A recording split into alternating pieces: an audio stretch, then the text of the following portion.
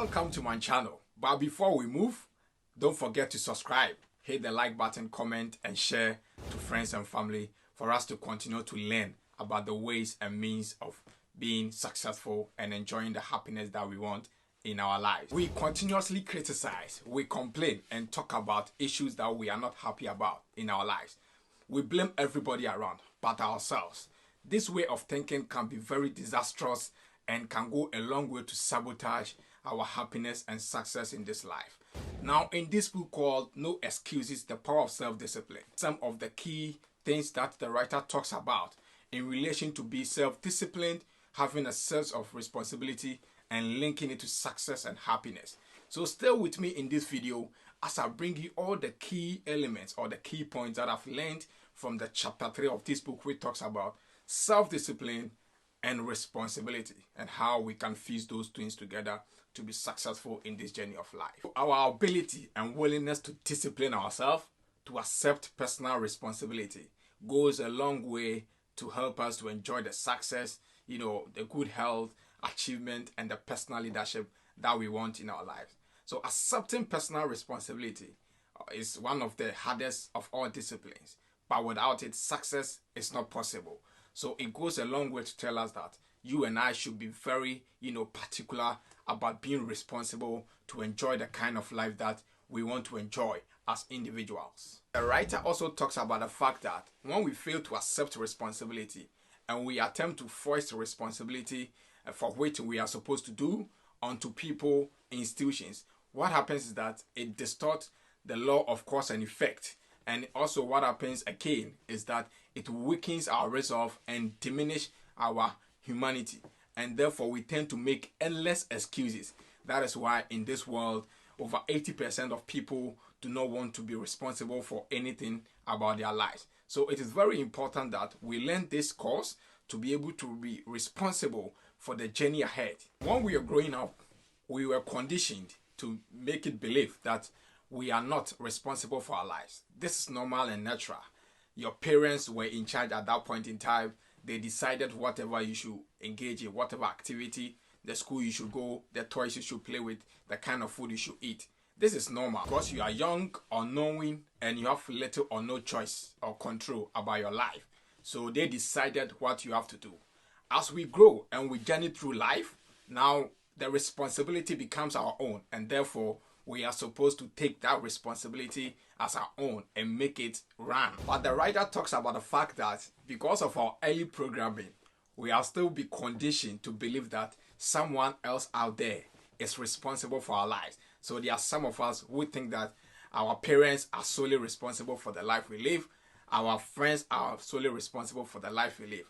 Therefore, if we fail to achieve something, if we fail to, do something that we were supposed to do, we tend to look around and to find somebody to blame. Now, the book also talks about a very important element, which is this, that we should get over the past mistakes that our parents did. So there are some of us who have gone through some of the ordeals of which we've suffered in the hands of our parents by criticism, by punishment. Some of these things, create a sense of negative feelings in us and to make us look that we are not important or we feel inferior to others. So as a result of that, growing up, we are not able to take that responsibility for our lives because we believe that we are not responsible, or we have a higher sense of irresponsibility in that aspect. Another key element I've learned from this book is that most of us, because of the critical home where we've been raised from, we think that we are not good enough, and therefore we tend to compare ourselves unfavorably to others.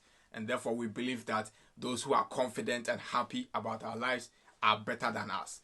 When it happens this way, it becomes kind of an emotional trap for our lives, and therefore we are not able to bring out the best out of us, and we are not able to take the responsibility that we are supposed to take for our lives. So we might not be responsible for some of the things that happen to us, but we are responsible for how we react and how we are able to manage the situation going forward.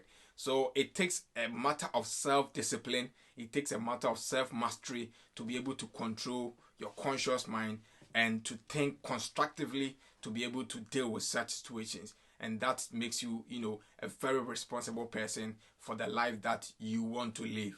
Now, the writer also talks about the fact that blaming is easy. And, we tend to blame people for everything that happened to us. So, for instance, when we look around, anything that is not working, we are not able to take that full responsibility for our lives. And we want to blame everybody around for it. So, for instance, if I'm closing a door and the door is not even closing, I'm blaming the door for not being able to close. For instance, if something crosses my way, I'm not able to say that, okay, this is my responsibility.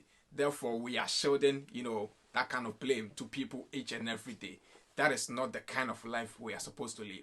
We are supposed to react and make sure that everything that we face or we encounter, we are able to take that kind of time and able to deal with it. With this, we are able to shape and move on and develop and make sure that we are doing well as individuals. So in order to take full responsibility for our lives and enjoy the success and the happiness that we want, we must also have an antidote to the negative emotions. So therefore, when something happens to us, like we have to say we are responsible for it, and therefore we should neutralize that negative thinking to say I am solely responsible. So like the law of substitution says that you can only have one thought at a particular point in time in your mind.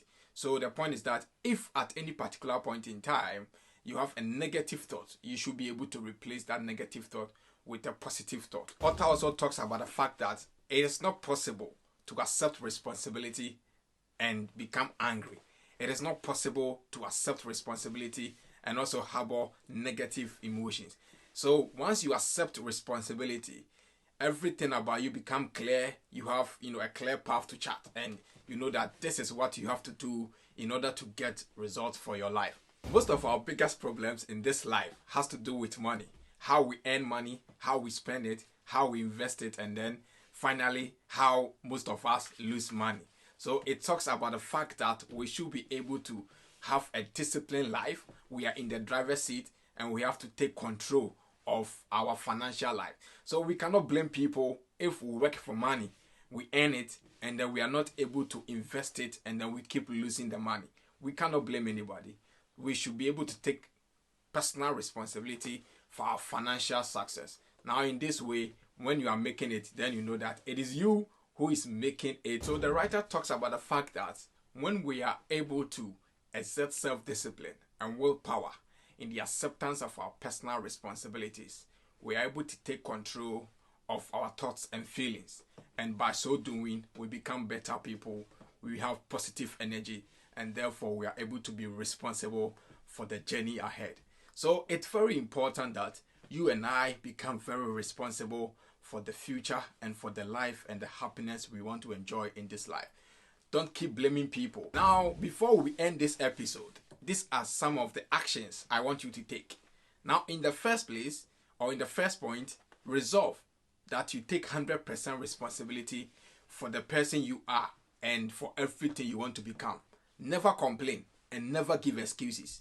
That is the number one point. The second action I want you to take after going through episode of personal responsibility and self-discipline is that look into your past and select one person or an incident that you were unhappy about.